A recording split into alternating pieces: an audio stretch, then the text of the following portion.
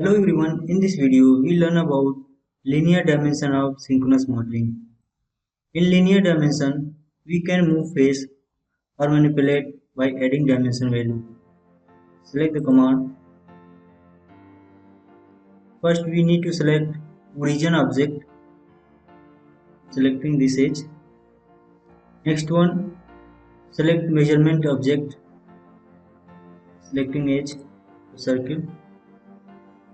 You can see here the dimension value appears. Next one, orientation. We can select the orientation using the vector. I am selecting Y direction and click. Now the dimension value is 15. I am adding 20 and okay. You can see the entire circle are shifted toward Y direction. Next option, select origin. Next measurement, orientation, ZC direction, click.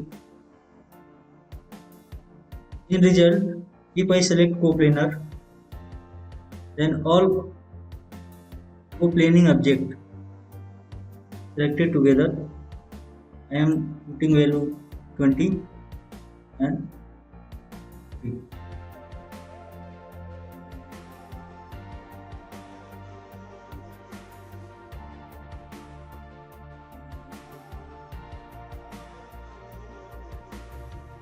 Similar way,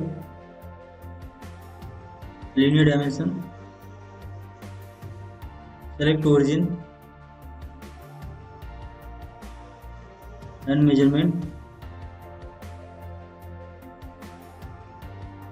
Now adding value and okay.